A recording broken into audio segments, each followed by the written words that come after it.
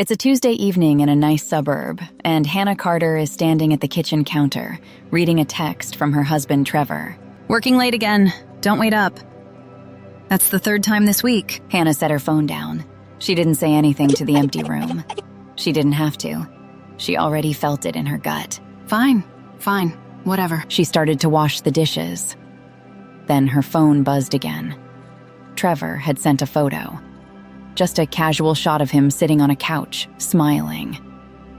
Caption: "Hotel room is so boring. Miss you, babe." Hannah almost smiled. Almost. Then she looked closer at the photo, and her whole body went still. That's not a hotel room. She zoomed in. Behind Trevor's shoulder, clear as day, was a wall. Not a plain white hotel wall. Not a generic beige rental wall.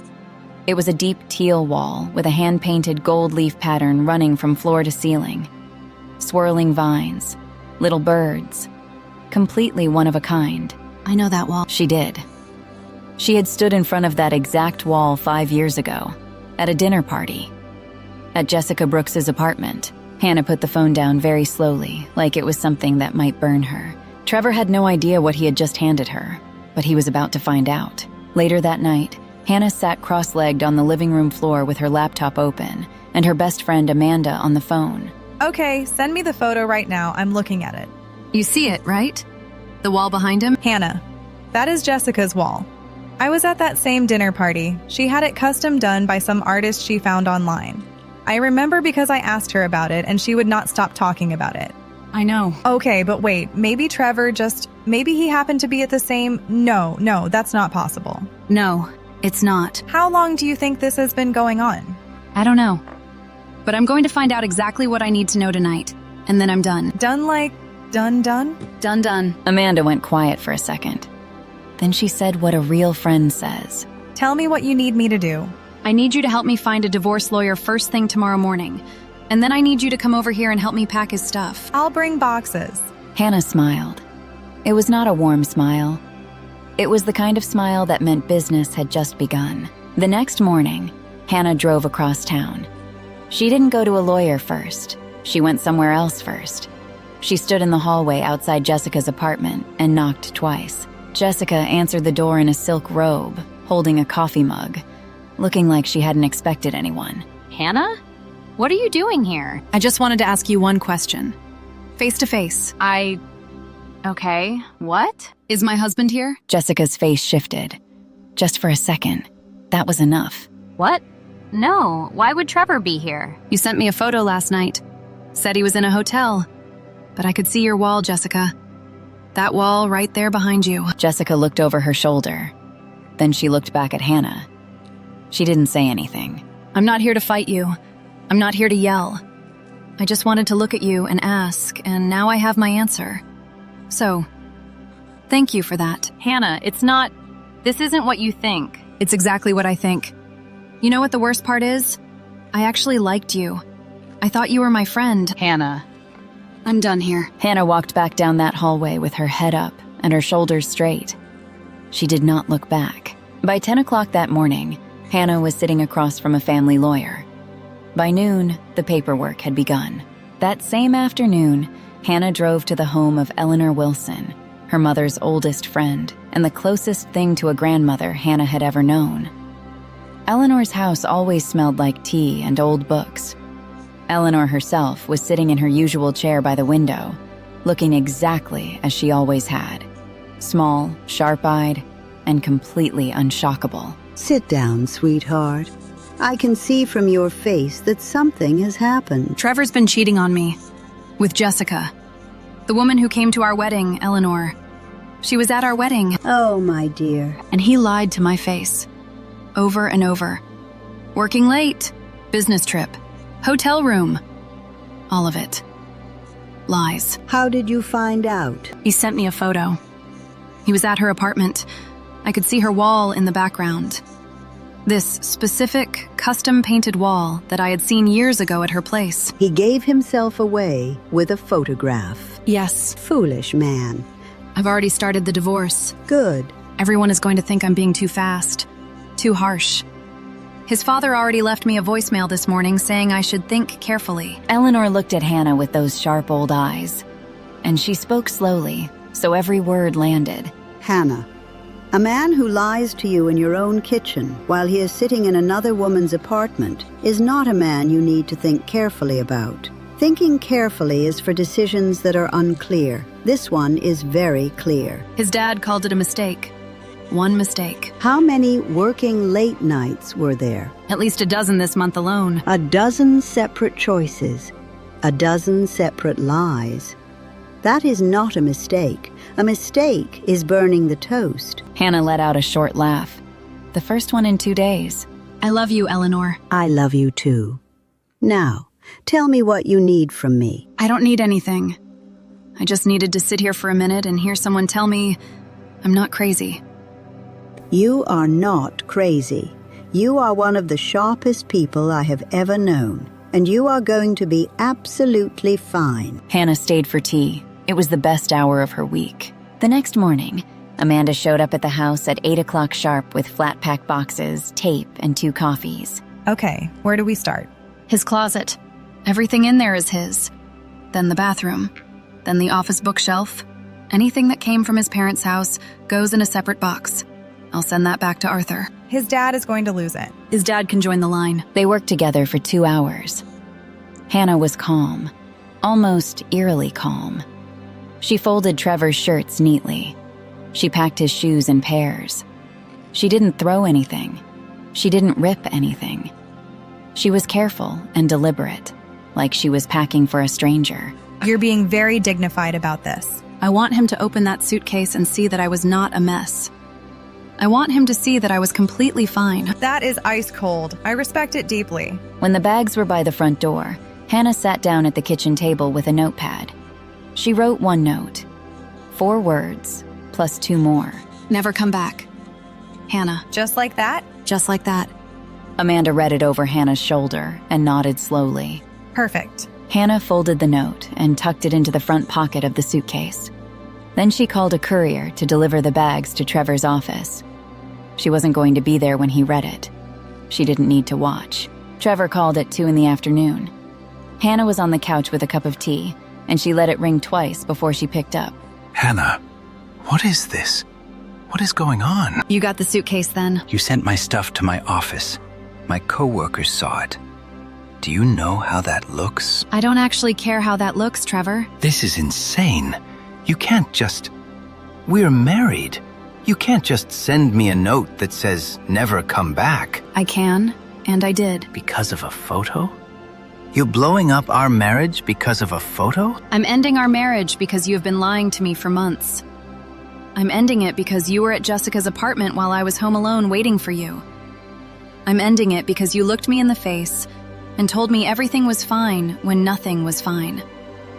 The photo is just what showed me the truth. It was one mistake. Stop saying that. It was not one mistake. Stop calling it that. Hannah, please. Just let me come home and we can talk about this. You don't have a home here anymore, Trevor. The locks are being changed tomorrow morning. You can't be serious. The divorce papers will be sent to your lawyer by end of this week. Have a good afternoon. She hung up. Then she sat very still for about 10 seconds. Then she took a sip of her tea. Good. 2 days later, Hannah received a request to meet from Trevor's father, Arthur Carter. She agreed to meet him at his house because she was not afraid of Arthur and because she had things she wanted to say. Arthur's study smelled like leather and wood polish. He was sitting behind his desk when Hannah walked in, which was the kind of thing Arthur did on purpose. Hannah, please sit down. Thank you, Arthur. I'll come straight to the point. I think this divorce business is being rushed. I think you're reacting emotionally, and I think in a month's time you'll regret burning things down this fast. I appreciate you being direct, so I'll be direct too. Your son has been cheating on me.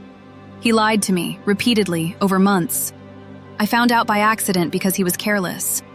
He is not sorry, he is embarrassed. There's a difference. Trevor is a complicated man. He makes mistakes. That doesn't mean... Arthur, I have a question for you.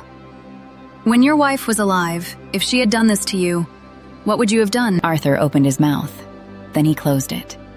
He looked at the surface of his desk for a moment. That's different. How? It simply is. I don't think it is. I think you know exactly what I'm going through right now. And I think if you're honest, you know what you would have done. The room was very quiet. Arthur was a man who always had something to say. Right now, he had nothing. I'm not asking for your blessing. I'm not asking for your support. But I would appreciate it if you stopped calling this a rush job. I've been patient and kind for 4 years. I think I've earned the right to be done. Arthur sat back in his chair.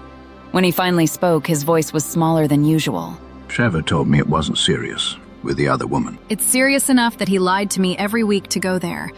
That's serious enough for me. I see. I packed your son's things very carefully. His books from your family home are in a separate box. I'll have it sent here. I didn't touch those because they're yours. That caught Arthur off guard. He looked at her like he was seeing her properly for the first time. That was thoughtful. Thank you. Goodbye, Arthur. I hope you and Trevor work things out. I genuinely do. She stood up, shook his hand, and walked out of the study. And Arthur Carter, who was never at a loss for words, sat alone in that room for a long time after she left. The next day, Hannah and Amanda sat in Amanda's parked car with takeaway cups, and Hannah finally let herself exhale all the way. So how do you feel? Like, actually feel? Like I put down something really heavy that I've been carrying for a long time and didn't even know how heavy it was until I put it down. That's a lot of words for relief. Relief. Yes. That. No sadness? Some. Yeah. I'm sad that I spent 4 years on someone who wasn't honest with me. I'm sad that I thought we were building something real. But I'm not sad about leaving. That part feels like the only thing that makes sense. Can I say something? Always. I never liked the way he talked to you. Like, even in normal conversations, there was always this little edge. Like he was doing you a favor by explaining things to you. Yeah, I know. You deserve someone who actually listens when you talk. Right now, I just want to sleep 8 hours without my phone buzzing and eat whatever I want for dinner and not have to explain anything to anyone. That is the most reasonable life plan I have ever heard. Thank you. Also, I have to say, the suitcase at his office, legendary move. I thought about it for 30 seconds and then just did it. 30 seconds was all it needed. They sat in that car for another half hour, talking about nothing important, laughing at small things. It was exactly what Hannah needed. 6 weeks later, the divorce was moving through the courts without a fight. Trevor had stopped calling. The locks were new. The house felt quieter, but in a good way. Like a window had been opened. Eleanor came over for tea on a Thursday afternoon. She brought a small plant in a pot, something green and easy to keep alive. For the windowsill, it likes sunlight. I can do that. I'm good with plants. I know you are. You always were. They sat at the kitchen table, the same table where Hannah had first read Trevor's lie of a text message 6 weeks ago. It looked different now somehow. Or maybe Hannah looked different. You seem lighter. I feel lighter. That's what truth does. Once you stop carrying someone else's lies, there's more room for yourself. I keep thinking about that photo, the one he sent. It was such a stupid mistake. He forgot about the wall. He forgot because he was careless. He was careless because he thought you would never look that closely. He underestimated me. Yes, they often do. Right up until the moment it costs them everything. I found the artist who painted Jessica's wall, actually, online. I've been thinking about having something done in here. A feature wall, different design, mine. I love that. It felt wrong at first, like taking something from a bad memory. But then I thought, no, I like the idea. I'm going to make it mine. That's exactly right. Take the good things and leave the rest. Hannah looked around the kitchen. Her house, her table, her plant on the windowsill. I'm going to be okay, aren't I? You were always going to be okay, Hannah. That was never actually in question. Outside, the light was coming through the window the way it does on a clear afternoon, warm and plain and uninterested in drama. Hannah poured the tea. The plant sat in its pot. And that was enough. The moral of this story: when someone lies to you, they are counting on you not to look too closely. Trevor thought he was careful, but he forgot that the person he was fooling was someone who paid attention, someone who knew things, someone who would never just scroll past a detail that didn't add up. Hannah didn't yell, didn't chase, didn't beg. She looked at that photo, saw the truth, and made a calm decision. That is where her real power lived. Not in the fight, but in the choice to stop accepting a lie as her life. A suitcase and a 4-word note did more than 100 arguments ever could, because it was clear, and it was final, and it came from someone who knew exactly what she was worth. If you are ever in a place where someone is asking you to look away from what you know is true, remember Hannah. And remember that seeing clearly is always the first step to getting free.